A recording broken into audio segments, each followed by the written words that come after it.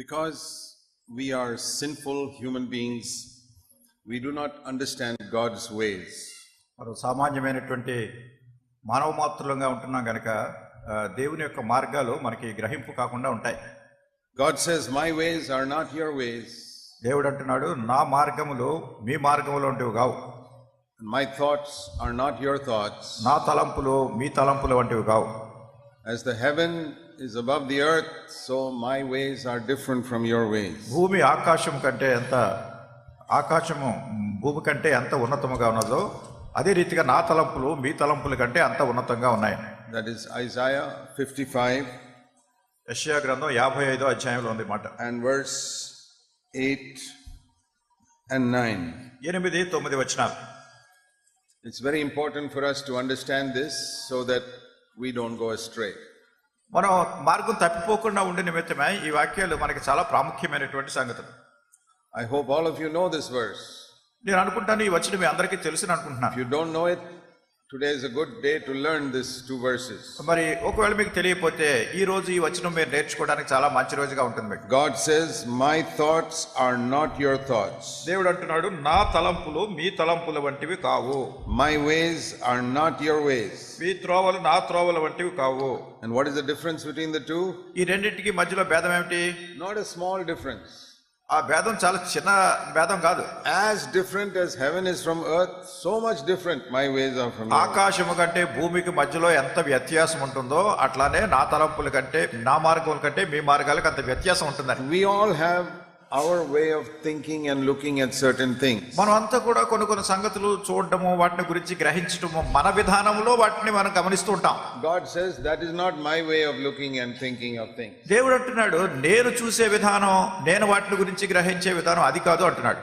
So if you want to become spiritual, you must learn to look at things the way God looks at them. కనుక మీరు ఆత్మీయంగా ఉండాలంటే ఏదైనా సంగతులు కానీ పరిస్థితులు కానీ దేవుడు ఏ విధానంలో ఏ దృక్పథంతో చూస్తున్నాడో ఆ విధానంలో మనం చూడడానికి ప్రయత్నించాలి. You must allow the Holy Spirit to change your way of thinking to God's way of thinking. మీ తలంచే విధానాన్ని దేవుడు తలంచే విధానానికి మార్చినట్లుగా పరిశుద్ధాత్మ దేవుడిని మీరు అనుమతించాలి. For example, ఉదాహరణ చూడండి. Man hates his enemies, but God loves his enemies. మానవుడు తన శత్రువుని ద్వేషిస్తాడు, కానీ దేవుడు తన శత్రువుని ప్రేమిస్తాడు. So in our natural tendency is to hate somebody who hates us. కనుక మన స్వభావ సిద్ధమైన సంగతి ఏమిటి? ఎవరైనా మనల్ని ద్వేషిస్తే మనం కూడా వాళ్ళని ద్వేషిస్తాం. But if we allow God to change us, then we will be able to love that person. కనుక దేవుడు మనలను మార్చినట్లుగా మనం అనుమతిస్తే అప్పుడు ఏం చేస్తాం? ఆ వ్యక్తిని మనం ప్రేమించగలుగుతాం. Now the same thing when it comes to worship. అదే సంగతి ఆరాధించే విషయంలో కూడా. We all have our human ideas of how to worship God. మనం అందరం కూడా దేవుని ఎట్లా ఆరాధించాలి అంటానికి మన మానవ సంబంధమైన తలంపులు మనకు కొన్ని ఉంటాయి. And our Hindu friends and our Muslim friends, they also have their own ideas of how to worship God. హైందువులుగా ఉన్నటువంటి మన స్నేహితులు, అట్లానే మహమ్మదీయులుగా ఉన్నటువంటి మన స్నేహితులు, వాళ్ళందరూ కూడా వాళ్ళ పూజించి ఆరాధించే విధానాలు కొన్ని ఉంటాయి. And I find that sometimes Christians also think like those non-Christians. నేను అనుకుంటాను కొన్నిసార్లు క్రైస్తవులు కూడా ఆ క్రైస్తవేతరుల మాదిరిగానే ఈ పూజించి ఆరాధించే విషయంలో తలంపులు కలిగి ఉంటున్నారు. They don't know how to worship. ఎట్లా ఆరాధించాలో తెలియదు. Because they've got their own ideas. ఎందుకంటే వాళ్ళ సొంత తలంపులు కొన్ని ఉన్నాయి, విధానం ఒకటి. Or they have learned from some other man. లేకుంటే వేరే ఇతర మనుషుల దగ్గర నుంచి కొన్ని సంగతులు వాళ్ళు నేర్చుకున్నారు. If you want to worship in the right way, you must learn from the Bible. మీరు సరైనటువంటి విధానంలో ఆరాధన చేయాలి అంటే దేవుని వాక్యాన్ని నుండి మీరు నేర్చుకోవాలి. Why do I keep saying you must read this book all the time? ప్రతిసారి అన్ని పరిస్థితుల్లోని వాక్యాలు, ఈ పుస్తకాన్ని మీరు చదవాలని ఎందుకు చెప్తున్నాను నేను ప్రతిసారి? Because the only book in the world that teaches us God's thoughts is this book. దేవుని యొక్క తలంపులు మనకు బోధించడానికి ప్రపంచంలో ఉన్నటువంటి పుస్తకాలు అన్నిటికంటే ఇదే ఈ దైవ గ్రంథమే బోధిస్తుంది. So if you want to know God's thoughts, you better read this book. కనుక మీరు దేవుని తలంపులు తెలుసుకోవాలి అంటే మీరు ఈ గ్రంథాన్ని చదవటం ముఖ్యం. And let the thoughts in this book become your thoughts. ఈ గ్రంథంలో ఉన్నటువంటి తలంపులు మీ తలంపులు కావాలి. This is the only book in the world that shows us God's ways. ప్రపంచంలో ఇది ఒక్క గ్రంథం మాత్రమే దేవుని విధానాలను మనకు చూపిస్తుంది.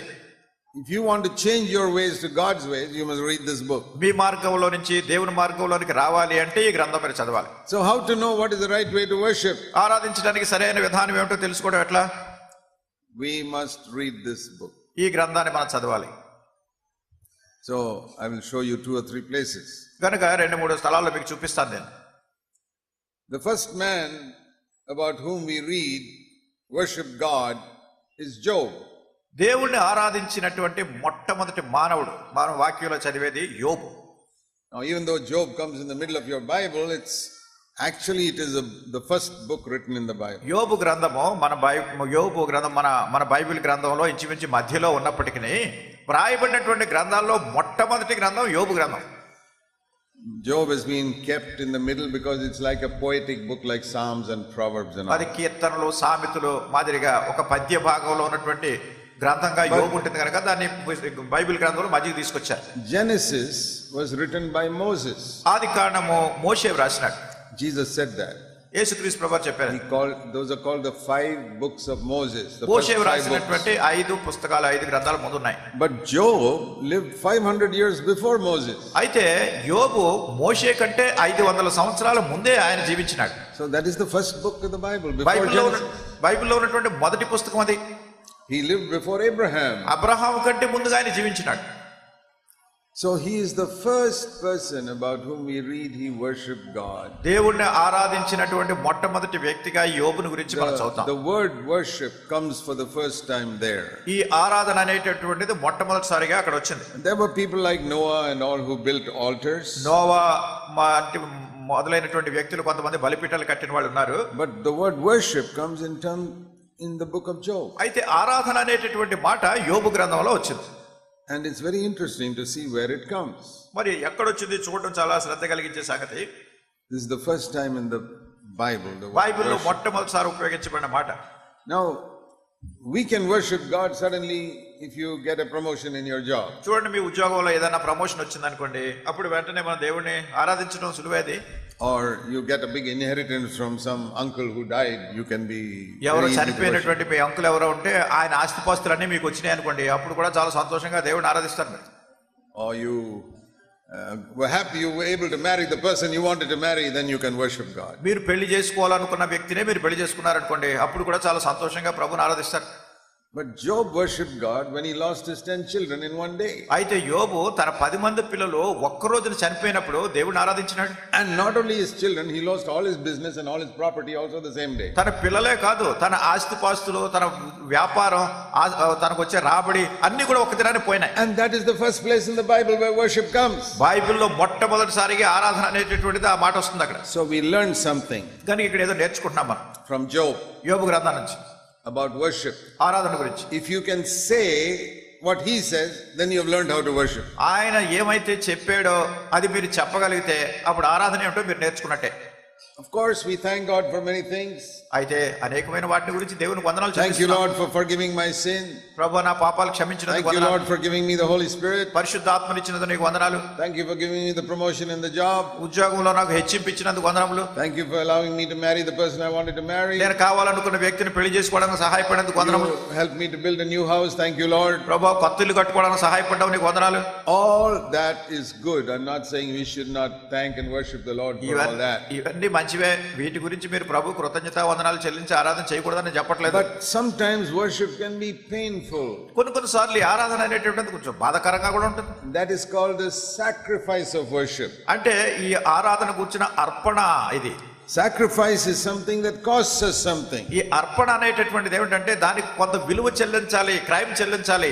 When I thank the Lord for something good happening to me, is not costing me anything. మరి నాకు ఏదైనా ఒక మంచి జరిగినప్పుడు దేవునికి అప్పుడు వందనాలు చెల్లిస్తుంటే దానికి నేనేం క్రయం చెల్లించక్కర్లేదు. But if one day you get the news that all your children have died, ఒకవేళ మీకు ఒక రోజు వార్త వస్తుంది మీ పిల్లలందరూ చనిపోయారు అనుకో, and you lost your job, మీ ఉద్యోగం పోయింది, and your house got burnt up, మీ ఇల్లు కాలిపోయింది, and you lost all your money, మీ డబ్బంతా పోయింది, all in the same day, అంత ఒక్క రోజునే జరిగింది ఇది. Then if you can bow down and worship God, you have understood worship. అటువంటి పరిస్థితుల్లో కూడా మీరు తల వంచి దేవుని ఆరాధన చేయగలిగితే ఆరాధన అంటే నేర్చుకున్నట్టే. Let's read Job chapter 1. ఇప్పుడు యోబు గ్రంథం మొదటి అధ్యాయం చదువుదాం. And there we read, one servant came to Job. యోబు దగ్గరికి ఒక దాసుడు వచ్చి చెప్తున్నాడు. And told him, verse 16, the fire of God from heaven burned up the sheep and the servants and consumed all of them. I only escaped to tell you. 16వ వచనంలో దేవుని అగ్ని ఆకాశము నుండి పడి గొర్రెలను పనివారిని రగులు పెట్టి కాల్చివేసిన దాన్ని నీకు తెలియచేయుటకు నేను ఒక్కడినే తప్పించుకొని వచ్చి ఉన్నానని. And then another servant came. తర్వాత ఇంకొక దాసుడు వచ్చాడు. And he says, verse 18, your sons and daughters were eating and drinking in the oldest brother's house. 18వ వచనంలో నీ కుమారులు నీ కుమార్తెలు తమ అన్న ఇంట భోజనం చేయొచ్చు ద్రాక్ష పానం చేయుచుండగా a great wind came and struck the four corners of the house and it fell on the young people and they all died. 19వ వచనం గొప్ప సుడిగాలి అరణ్య మార్గముగా వచ్చి ఆ ఇంటి 4 మూలలను కొట్టగా అది యవ్వనుల మీద పడినందున వారు చనిపోయారు. He lost all his property. తన ఆస్తి అంతా పోయింది. See, those days property was in cattle, sheep and cows and camels and all. ఆ దినాల్లో మనుషుల యొక్క ఆస్తిపాస్తులు ఏంటంటే వాళ్ళకున్నటువంటి పశు సంపద, వాళ్ళకున్న ఒంటెలు గాని, వాళ్ళకున్న పశువులు గాని, గొర్రెలు గాని, he lost everything. అన్ని పోయాయి. He was a very rich man. ఆయన చాలా ధనవంతుడు. He had thousands of sheep and camels and oxen. ఆయనకి వేల కొలది గొర్రెలు ఉండేవి, ఒంటెలు ఉండేవి, ఎద్దులు ఉండేవి. Everything was lost. అన్ని పోయాయి. And then same day he hears all his 10 children, all 10 die. అదే రోజు తనకు 10 మంది పిల్లలు ఉన్నారు. 10 మంది పిల్లలు ఒక్క రోజునే చనిపోయారు. Before going to see their dead bodies, వాళ్ళ యొక్క మృతదేహాలు చూడడానికి వెళ్ళిపోయే ముందు, before going there, అక్కడికి వెళ్లే ముందు what does he do? ఏం చేశాడు? Verse 20, 20వ వచనంలో he arose and tore his robe, shaved his head, and he fell to the ground and worshipped. అప్పుడు యోబు లేచి తన పై వస్త్రమును చింపుకొని తల వెంట్రుకలు గొరిగించుకొని నేల మీద సాష్టాంగపడి నమస్కారం చేసినంటే ఆరాధన చేశాడు. And now see the words that come out of his mouth, then you will understand what worship is. ఇప్పుడు ఆ నోటి నుండి వస్తున్నటువంటి మాటలు మీరు గమనించండి, అప్పుడు ఆరాధన అంటే ఏంటో తెలుసుకుంటారు. Remember, this is the first man in the Bible worshiping God. దేవుణ్ణి ఆరాధించినటువంటి వ్యక్తి బైబిల్లో ఈయనే మొట్టమొదటి వ్యక్తి. And what is he saying? ఏమంటున్నాడు? When I came out of my mother's womb, I came with nothing, not even one dress on me. నేను నా తల్లి గర్భంలో నుండి వచ్చినప్పుడు దిగంబరినై వచ్చాను, ఒక్క జత దుస్తులు కూడా వేసుకోలేదు నేను. I did not have 1 rupee, I did not have one dress, I had nothing when I came out of my mother's womb. నా తల్లి గర్భం నుంచి నేను బయటకు వచ్చినప్పుడు నా చేతిలో 1 రూపాయి కూడా లేదు, నేను వేసుకోవడానికి ఒక జత వస్త్రాలు కూడా లేవు. And one day when I'll die in the future, I cannot take any money with me, not even my clothes, I will bury as భవిష్యత్తులో ఒక రోజు నేను చనిపోతాను, ఆ చనిపోయే దినాన్ని కూడా నేనేమి డబ్బు తీసుకొని వెళ్ళలేను, వస్త్రాలు తీసుకువెళ్ళలేను, ఉన్న in this period between my birth and my death, కనుక నా పుట్టుకకు నా మరణానికి మధ్యలో ఉండే కాలంలో God gave me 10 children. దేవుడు 10 మంది పిల్లల్ని ఇచ్చాడు. He gave me thousands of animals. నాకు వేల కొలది పశువులను ఇచ్చాడు. Houses and lands and prospered my business. నాకు కావాల్సిన ఇళ్ళు ఇచ్చాడు, నాకు కావాల్సిన ఆస్తిపాస్తులు ఇచ్చాడు, నా వ్యాపారాన్ని వృద్ధి చేశాడు. That was not my ability. ఈ భూమి నాది కాదు ఇదంతా. So many people try and can't have children. అనేక మంది ప్రయత్నాలు చేస్తారు కానీ పిల్లల సంతతి వాళ్ళంతటి రాదు. 20 years they are married, no children. పెళ్ళయి 20 సంవత్సరాలైనా పిల్లలు లేకుండా ఉంటారు కొంతమంది. So Job says, that is not my cleverness that I got children. యోబు అంటున్నాడు, ఇదేదో నా తెలివితేటల వల్ల నాకు సంతతి వచ్చిందని కాదు. God gave me my children. దేవుడే నాకు ఈ పిల్లల్ని ఇచ్చాడు. And God can take them away. కనుక దేవుడు వాళ్ళని తీసుకుని పోగలడు. He gave, he took away. ఆయనే ఇచ్చాడు, ఆయనే తీసుకుపోయాడు. So many people go into business and lose lakhs of rupees. చాలా మంది వ్యాపారంలో పడి లక్షలాది రూపాయలు పోగొట్టుకుంటారు. But Job says, I went into business and God prospered me with lakhs of rupees. యోబు అంటున్నాడు, నేను వ్యాపారం చేశాను, అది అభివృద్ధి అయితే లక్షలాది రూపాయలు నాకు వచ్చాయి. That is not my cleverness. అది నా తెలివిని బట్టి కాదు. God gave me. దేవుడిచ్చాడు. Now God has taken away my business. ఇప్పుడు దేవుడు నా వ్యాపారం తీసుకుపోయాడు. Now my bank account is 0. ఇప్పుడు నా బ్యాంకులో ఉన్నటువంటి డబ్బంతా 0. When I was born also my bank account was 0. నేను పుట్టినప్పుడు కూడా నా bank account 0. God gave, God took away. దేవుడు ఇచ్చాడు, దేవుడు తీసుకెళ్ళిపోయాడు. What shall I say? ఏం చెప్పాలి ఇప్పుడు? I shall not complain. నేనేం ఫిర్యాదు చేయాలా? How can I complain? Because I did not make all this, God gave it to me. ఇవన్నీ నేను తెచ్చుకున్నవి కాదు, దేవుడే నాకు ఇచ్చాడు కనుక నేనేం ఫిర్యాదు చేస్తాను? I shall only bow down and worship God. నేను కేవలం నా తల వంచి దేవుడిని ఆరాధిస్తాను. He said, praise the Lord. Praise the Lord అన్నాడు. ప్రభు స్తోత్రం. You know, we very often say praise the Lord, praise the Lord, praise the Lord to each other. చూడండి, మనం చాలా తరచుగా ప్రతి వాళ్ళకి praise the Lord, praise the Lord, praise the Lord అని చెప్తుంటాం. How about saying something like this? ఇట్లా చెప్పడం ఎలా ఉంటుంది? Praise the Lord, my 10 children just died this morning. నా 10 మంది పిల్లలు పొద్దున్నే చనిపోయారు. Praise the Lord. Oh, that is not very easy to say. అది చెప్పడం అంత సులువు కాదు. అది praise the Lord, my business crashed this morning and I lost everything. Praise the Lord. ఈ ఉదయకాల సమయంలో నా వ్యాపారం అంతా కుప్పకూలిపోయింది, నా డబ్బులన్నీ పోయినాయి. Praise the Lord. I lost my job this morning. Praise the Lord. పొద్దునే నా ఉద్యోగం పోయింది. ప్రైజ్ ది లార్డ్, దేవుని స్తోత్రం. That is worship. అది ఆరాధన అంటే. That is the sacrifice of worship. ఆరాధనకు వచ్చినటువంటి సమర్పణ ఇది. That is what Job did. అదే యోబు ఇక్కడ చేశాడు. So the first person who worshipped in the Bible is not worshipping because he got children, because he lost children. మొట్టమొదటి బైబిల్లో మొట్టమొదటి ఆరాధన చేసినటువంటి వ్యక్తి ఎందుకు ఆరాధన చేశాడంటే తన పిల్లలను పొందినందుకు కాదు, పిల్లలను పోగొట్టుకున్నందుకు. It's very easy to come and say thank you Lord for this child you've given me. ప్రభువా నాకు ఈ బిడ్డని ఇచ్చావు, నీకు వందనాలు చెల్లిస్తున్నాను చెప్పడం చాలా సులువు. But to take a dead child and say thank you Lord you took it away, that is more difficult. అయితే చనిపోయినటువంటి బిడ్డను పట్టుకుని ప్రభువా ఈ బిడ్డను నువ్వు తీసుకెళ్లిపోయావు, నీకు వందనాలు చెల్లిస్తున్నాను చాలా కష్టం. It's not easy. సులువు కాదు. It's not easy for me. అది నాకు అంత సులువైంది కాదు. It's not easy for you. మీకు కూడా సులువైంది కాదు. I'm not saying it is easy. అది సులువు అని చెప్పట్లేదు. And I don't believe it was easy for Job. అది యోబు కూడా సులువు అని నేను నమ్మట్లేదు. These are not small children. వీళ్ళు చిన్న పిల్లలు కాదు వీళ్ళు. He had raised them up through many years. They grew up. They all had their own houses. అనేక సంవత్సరాలుగా వీళ్ళని పెంచి పెద్ద చేశాడు. వీళ్ళందరికీ తమ సొంత ఇళ్ళు ఉన్నాయి. That time to lose your children. ఆ వయసులో ఆ పరిస్థితిలో పిల్లల్ని పోగొట్టుకోవటం. What a faith he had in God. దేవుని యందు ఎంత గొప్ప విశ్వాసం కలిగి ఉన్నాడు. God has got every right to do whatever he likes with my life. నా జీవితంలో దేవుడు ఏం చేయాలని కోరుతున్నాడో అది చేసేటటువంటి సర్వ హక్కులు ఆయనకున్నాయి. There we can understand what worship is. అక్కడ ఆరాధన అంటే ఏమిటో మనం గ్రహిస్తున్నాం. Now many of us for so many years we've thought we are worshiping God by just saying a few words to him. మనలో అనేక మంది చాలా సంవత్సరాలుగా ఆరాధన అంటే ఏదో కొన్ని మాటలు చెప్పేసి ప్రభువుకు వందనాలు చెల్లించడం అనుకుంటున్నాం. You know the Bible says man looks on the outward appearance but God looks at the heart. Bible చెప్తుంది మనుషుడు పై రూపాన్ని లక్ష్య పెడతాడు కానీ దేవుడు హృదయాలను పరిశీలిస్తాడు. When we speak the words, మేము మాటలు చెప్పినప్పుడు people listen to the words. ఆయన ప్రజలు ఏం చేస్తారంటే మాటలు వింటారు. God is not listening to the words. అయితే దేవుడు మాటలు వినేవాడు కాదు. He is listening to the heart. మన యొక్క హృదయాన్ని వింటున్నాడు. What is my heart saying? నా హృదయం ఏం చెప్తుంది? Am I saying, Lord, you are everything to me? ఓ ప్రభువా నీవే నాకు సర్వమైన వాడు, సమస్తమైన వాడు అని నా హృదయం చెప్తుంది. That is worship. అది ఆరాధన అంటే. Not my children. నా పిల్లలు కాదు. Not my wife. నా భార్య కాదు. Not my husband. నా భర్త కాదు. Not my house. నా ఇల్లు కాదు. Not my property. నా ఆస్తిపాస్తులు కావు. Not my car or scooter or anything. నాకున్న కారు కాదు, స్కూటర్ కాదు, ఏం కాదు. You, Lord Jesus, you are everything to me. నీవే ప్రభు అయిన యేసుక్రీస్తు, నీవే నాకు సర్వమై ఉన్నావు. If God can hear your heart ఈ సంగతి saying that now, ఇప్పుడు ఈ సంగతి మీ హృదయం ఎట్లా చెప్పడం కనుక దేవుడు మీ హృదయాన్ని వినగలిగితే then you are worshiping. అప్పుడు మీరు ఆయన ఆరాధిస్తున్నారు. Otherwise you're just saying words. ఏదో ఊరికే నోటితో మాటలు చెప్పడం కాదు. See what Jesus said in Yes. Mark chapter 7. Mark సువార్త 7వ అధ్యాయంలో యేసుక్రీస్తు ప్రభువారు ఏం చెప్పారో చూడండి. Mark's Gospel chapter 7. మార్కు సువార్త 7వ అధ్యాయం. It's a very interesting verse. ఇది చాలా శ్రద్ధ కలిగించే వచనం. Mark 7 verse 6 and 7. మార్కు సువార్త 7వ అధ్యాయం 6-7 వచనాలు.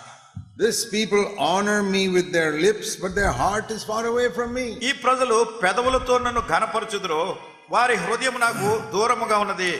When you pray or worship God now, ఇప్పుడు మీరు దేవునికి ప్రార్థన చేసినా లేకుంటే దేవుని ఆరాధన చేసినా ఇప్పుడు Jesus is here. యేసుక్రీస్తు ప్రభువారు ఇక్కడ ఉన్నారు. You can't see him, but the Lord Jesus is here. మీరు ఆయన చూడలేకపోతున్నారు కానీ యేసుక్రీస్తు ప్రభువారు ఇక్కడ ఉన్నారు. I know he is here. ఆయన ఇక్కడ ఉన్నారు, నేను ఎరుగుదును. I know he is with me ఆయన now. నాతో ఉన్నారు, నేను ఎరుగుదును. I will never stand in a pulpit if the Lord Jesus is not with me. యేసుక్రీస్తు ప్రభువారు నాతో లేకపోయినట్టయితే నేను అసలు పుల్పిట్ మీద నేను నిలబడను. Because I know I will waste people's time. ఎందుకంటే నేను ఎరుగుదును మీ ప్రజల యొక్క సమయాన్ని నేను వ్యర్థం చేస్తాను. I అట్లయితే say, Lord, the only way not to waste people's time, you got to stand with me. ఓ ప్రభువా నీవు గనక నాతో లేకపోయినట్టయితే నేను ఇక్కడ నిలబడి వీళ్ళ సమయాన్ని వ్యర్థం చేశాడు చేయకున్నాను. I know the Lord Jesus is here. నేను ఎరుగుదును యేసుక్రీస్తు ప్రభువారు ఇక్కడ ఉన్నారు. Whatever you say, మీరేం చేసి చెప్పరా he is listening first. ఆయన మొదట వింటున్నాడు. And whatever I say now, he is listening also. ఇప్పుడు నేను ఏం చెప్తున్నానో కూడా ప్రభు వింటున్నారు. So when you pray మీరు ప్రార్థించినప్పుడు now, ఇప్పుడు the Lord is not listening to your lips. ప్రభు మీ పెదవులను వినటం కాదు. It says, what about your heart? ఆయన అంటున్నాడు మీ హృదయం సంగతి ఏమిటి? If he says, yeah, they are drawing near to me with their lips, but their heart is somewhere else. ఈయన అంటున్నాడు పెదవులతో కనపరుస్తున్నారు కానీ వాళ్ళ హృదయం నాకు దూరంగా ఉందని. Then he says, తర్వాత అన్నారు then it is with all emptiness, verse 7, that they are worshipping me. మరి 7వ వచనంలో వాళ్ళు వ్యర్థంగా ఆరాధిస్తున్నారు. Empty worship. ఇది వ్యర్థమైన ఖాళీ అయిపోయిన ఆరాధన. They are worshipping like all men teach in their doctrine. మనుషులు కల్పించినటువంటి పద్ధతులు వాటిని అనుసరించి వీళ్ళు ఆరాధన చేస్తున్నారు. So the Lord is listening to the heart. ప్రభు మన హృదయాలను వింటున్నాడు.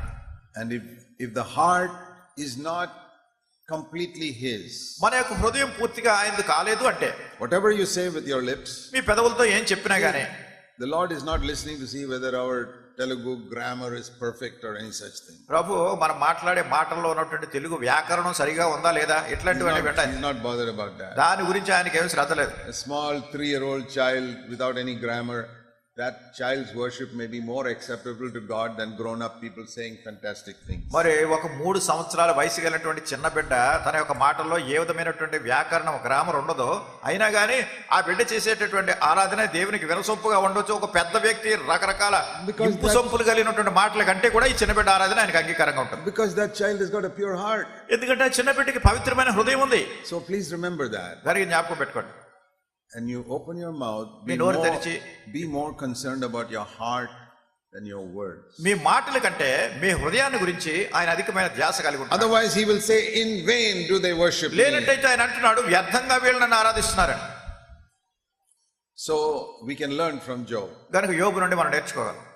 Lord, you are everything to me. ఓ ప్రభా నీవే నాకు సర్వమై ఉన్నావు. One day you gave me 10 children, one day you took them away. ఒక దినాన నాకు ఈ 10 మంది పిల్లల్ని ఇచ్చా, మళ్ళీ ఒక దినం తీసుకెళ్లిపోయావు. You gave me a lot of business, then one day you took it all away. నాకెంతో వ్యాపారం ఇచ్చి అదంతా తీసుకెళ్లిపోయావు.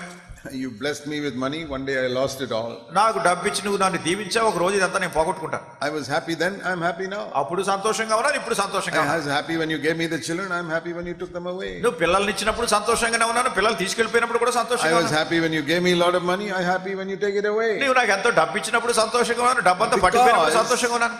My happiness is not in these things. నా సంతోషం వీటి మీద ఆధారపడలేదు.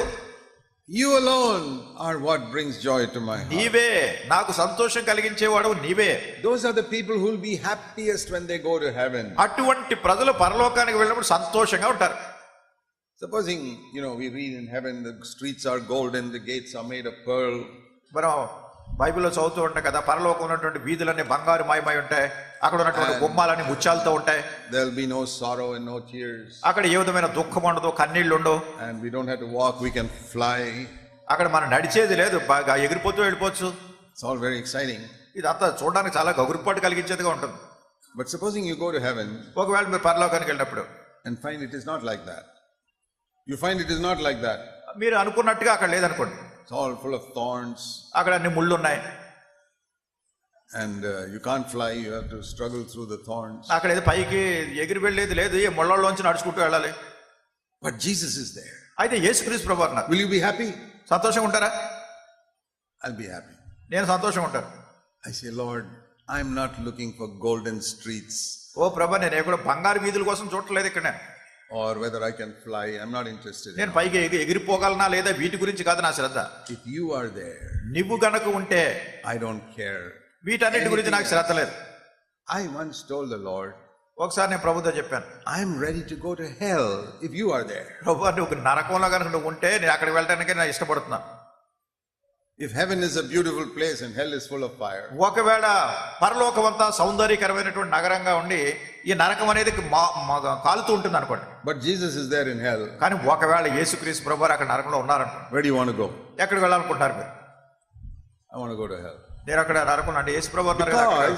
ఎందుకంటే my heaven is where Jesus is. ఎందుకంటే నా పరలోకం ఎక్కడ ఉందంటే యేసు ప్రభువు ఎక్కడ ఉంటే అది నా పరలోకం. Whether fire or golden streets doesn't bother me. అంటే అక్కడ అగ్ని ఉన్నా బంగారు వీధులున్నా దీంతో నాకేం సంబంధం లేదు.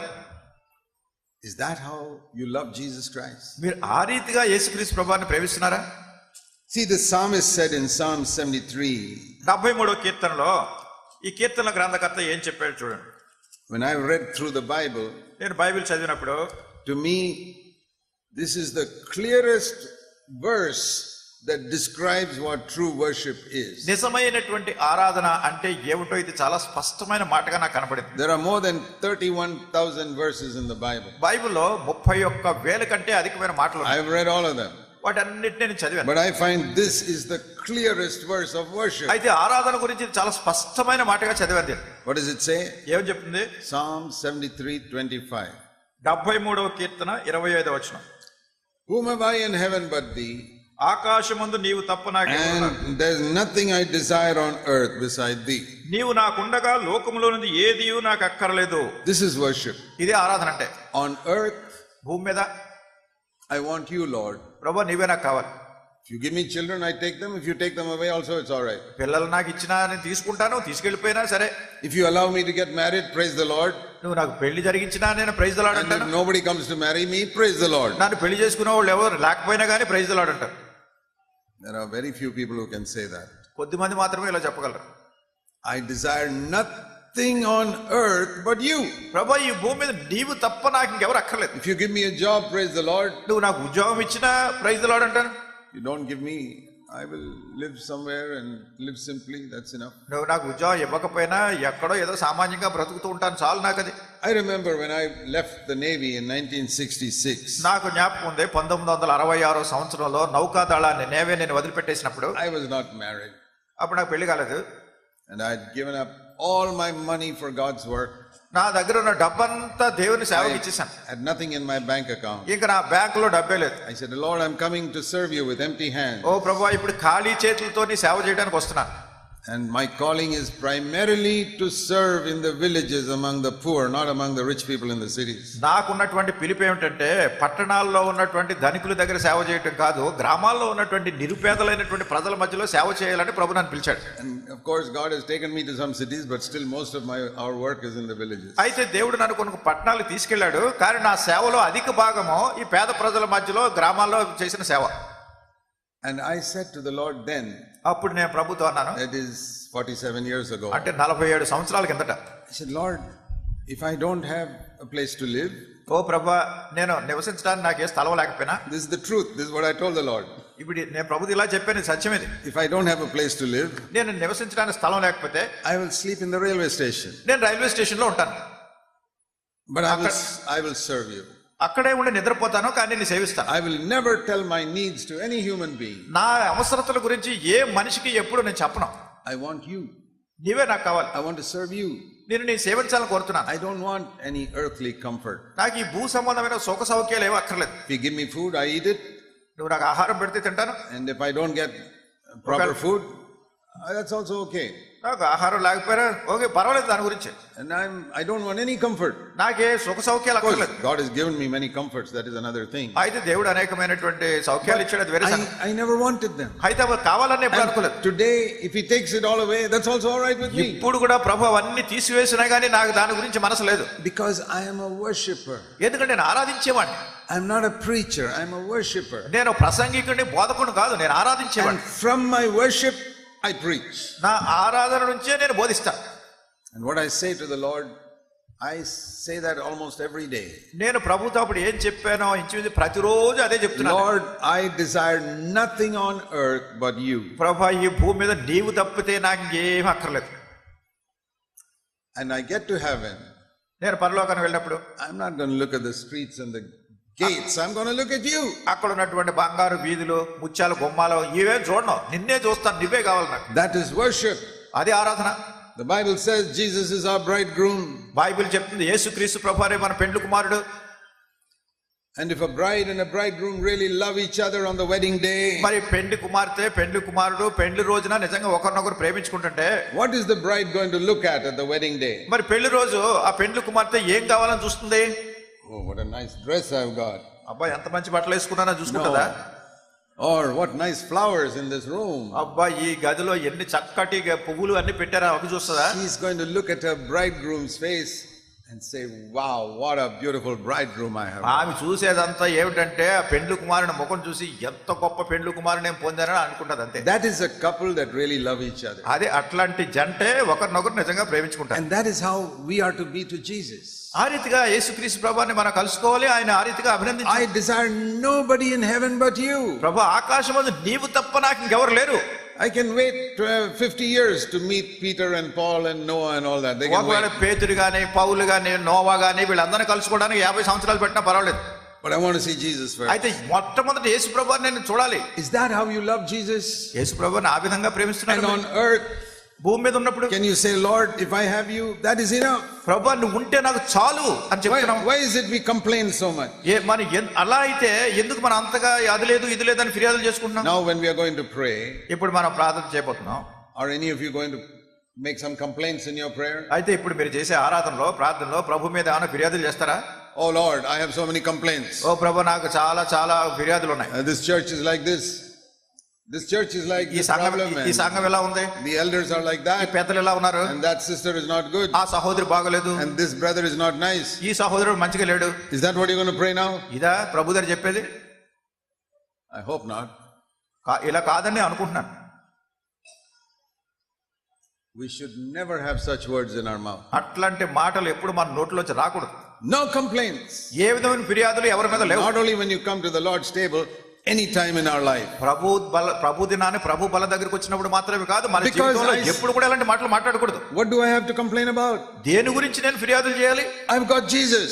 నాకు యేసు ప్రభు ఉన్నాడు, and he is everything to me. ఆయనే నాకు సర్వమై ఉన్నాడు. So what if there are some problems in some church? గాని ఏదో కొన్ని సంఘాల్లో సమస్యలు ఉంటే నాకే. So what if some elders are bad? ఏదో కొంతమంది పెద్దలు సరిగా లేకపోతే నాకే. So what if some brothers and sisters are bad? కొంతమంది సహోదరులు గాని సహోదరులు గాని బాగా లేకపోతే వాళ్ళ సంగతి నాకెందుకు? I hope they will change, but I'm not worried about that. తర్వాత వాళ్ళు మార్పు పొందొచ్చు, వాళ్ళ గురించి నాకేం చింత లేదు. I have Jesus and he is good. నాకు యేసు ప్రభు ఉన్నాడు, ఆయన మంచివాడు. God is my father. దేవుడే నా తండ్రి.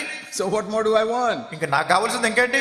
Only such a person can really worship this morning. అటువంటి వ్యక్తి మాత్రమే నిజంగా ఈ ఉదయకాల సమయంలో ప్రభుని ఆరాధించగలరు. He will not be a worshipper for half an hour. He'll be a worshipper throughout his life. గనక ఏదో అరగంట సేపు ఇక్కడ ఆరాధించే వ్యక్తిగా కాదు, తన జీవితం అంతా ఆరాధిస్తూనే ఉంటారు. See, for me, little times of worship like this is just a part of what is my whole life. కనుక ఇప్పుడు ఇట్లాంటి ఆరాధన అనేది నాకు ఎలా ఉంటుందంటే మొత్తం నా జీవితం అంతట్లో కూడా ఇది ఒక చిన్న భాగంగా ఉంటుంది. Even though I'm not saying it always with my lips, నేను నా పెదవులతో నేను చెప్పకపోతున్నా గానీ the Lord knows in my heart, నా హృదయంలో ప్రభు ఎరుగును. 24 hours a day, రోజుకి 24 గంటలు I desire nothing but him. ఆయన తప్ప నాకు ఇంకెవరో కావాలని కోరుకోవట్లేదు. And 7 days a week, every week I desire nothing but him. మరి వారం రోజుల్లో, వారానికి 7 రోజుల్లో కూడా ప్రతిరోజు ఆయన తప్ప నాకు ఎవరు అక్కర్లేదు. Anything else I get is extra. ఇతరమై ఏమున్నా కానీ తర్వాత వచ్చినటువంటి. If you can take it away also one day, it's quite all right. ఒక రోజు ప్రభా తీసేసినా దాని గురించి నాకు బాధ లేదు. That is why God has made my life very happy. అందుకొరకే దేవుడు నా జీవితాన్ని చాలా సంతోషంగా చేశాడు. Every day ప్రతిరోజు I never get discouraged. నాకు ఎప్పుడు నిరుత్సాహం ఉండదు. How can you get discouraged when you have Jesus? యేసు ప్రభువారు మీకుంటే ఇంకా నిరుత్సాహం ఎందుకు మీకు? I want to tell you, my brothers and sisters, ప్రియమైన సహోదరులారా సహోదరులారా, మీకు చెప్పాలనుకుంటున్నాను, your whole life will change if you really learn how to worship. ఎలాగ ఆరాధించాలో మీరు నిజంగా నేర్చుకుంటే మొత్తం మీ జీవితం అంతా మారిపోతుంది, like Job did. యోబు జరిగినట్టు. But in the book of Job we read that after a few days he could not say those words. అయితే యోబు గ్రంథంలో చూస్తాం, కొన్ని దినాలు అయిన తర్వాత ఆ మాటలు చెప్పలేకపోయాడు.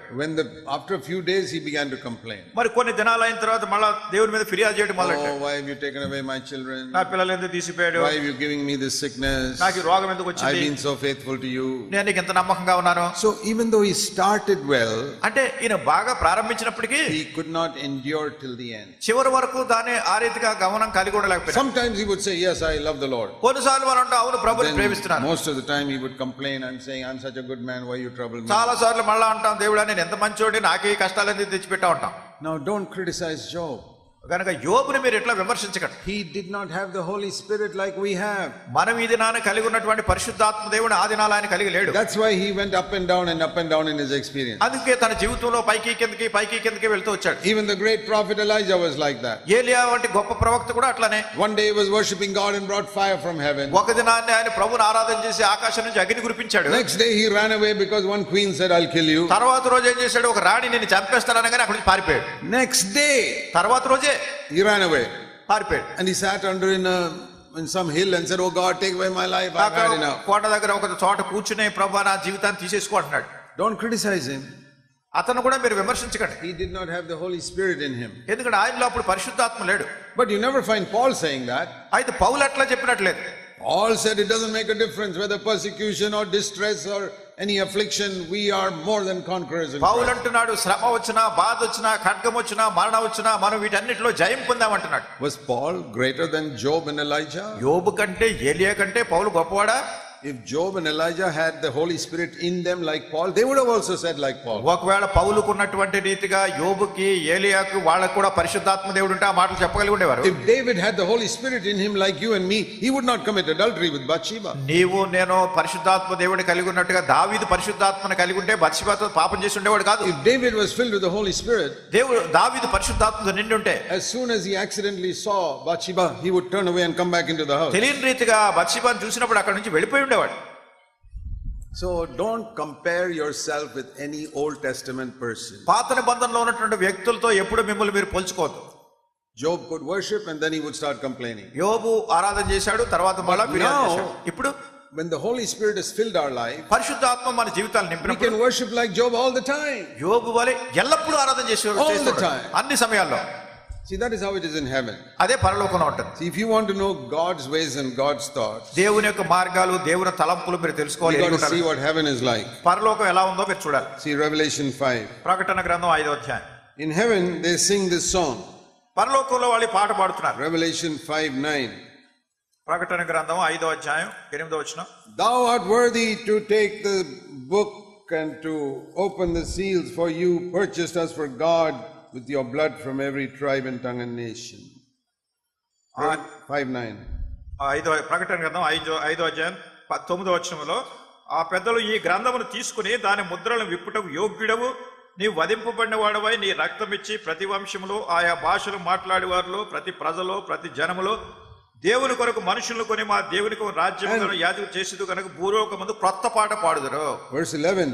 Thousands and thousands were saying in verse 12, worthy is the lamb that was slain to receive power and riches. అక్కడ 11వ వచనంలో 12వ వచనంలో వధింపబడిన గొర్రె పిల్ల శక్తి ఐశ్వర్యం జ్ఞానం బలములను వేల కొలది ప్రజలు నిరంతరమైన స్తోత్రం చేస్తున్నారు. And listen to this, verse 13.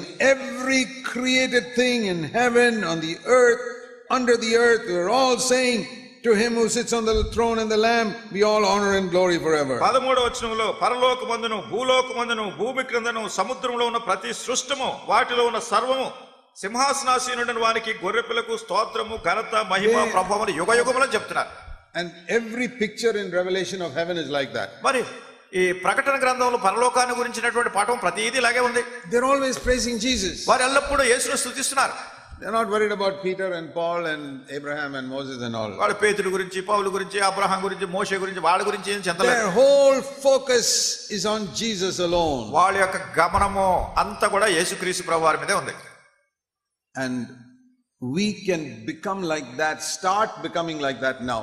ఇప్పుడే మనం ఆ రీతిగా ఆరంభం కావచ్చు అటువంటి మనస్సు గమనం కలిగి.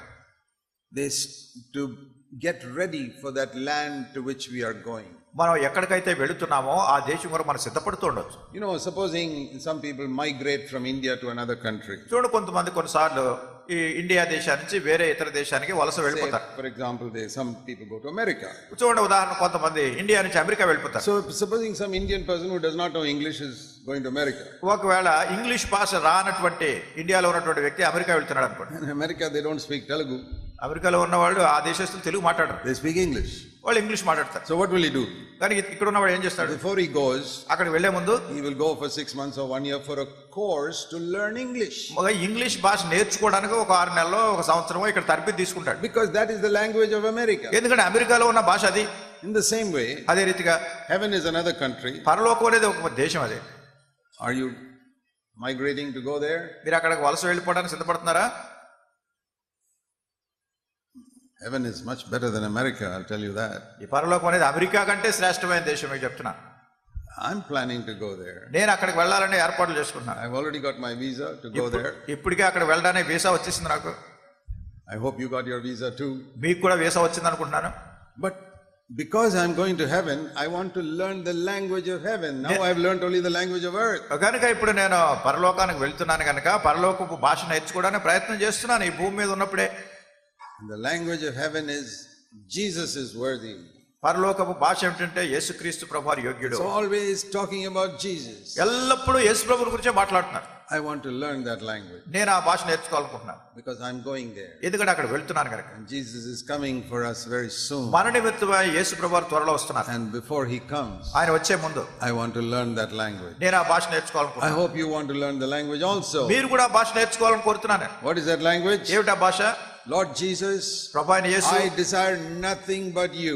నీవు తప్ప నాకు ఇంకా ఏం అక్కర్లేదు. On earth or in heaven. ఈ భూమి మీద గానీ పరలోకంలో గానీ. My love is for you.